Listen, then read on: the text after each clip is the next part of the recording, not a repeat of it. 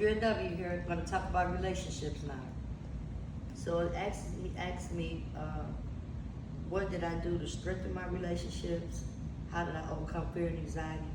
You know, how did I develop my relationships? First of all, let me say that when I was very new to recovery,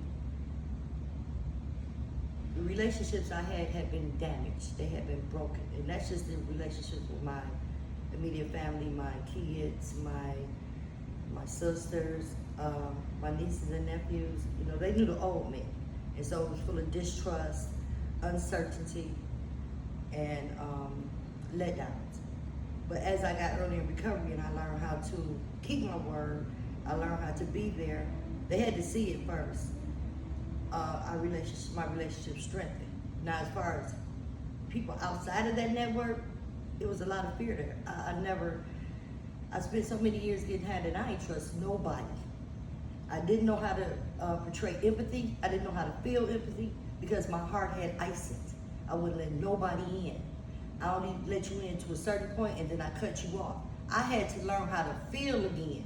I had to learn how to empathize and not be so, cynical, so much apathy, because whatever you told me you've been through, I didn't care because I've been through it too.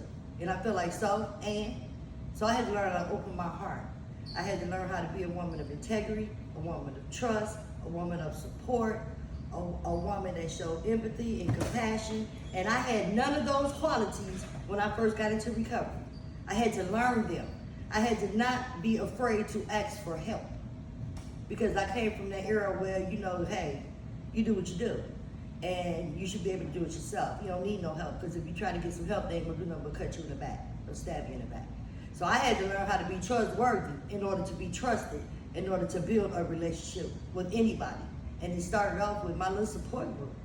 It started off with me making my 12-step meetings. It started off with me getting a sponsor. It started off with me actually being in a relationship with a man that turned out now that's my husband. It started out with my kids seeing that I was actually doing what I said I was going to do, and I was there when I said I was going to be there, and they could actually take me for my word. So I had to allow them their process in order for our relationship to strengthen and grow. And so it took a minute for me to let anybody in. I was real closed off. I had to watch you first. And so some of the things I did to continue to build my relationship is continue practicing spiritual principles, learning them, incorporating them, and living them.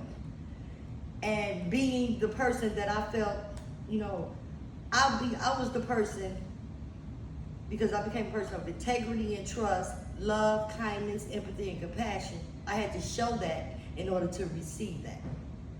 And so that's how I build my relationships, and I still build my relationships on that.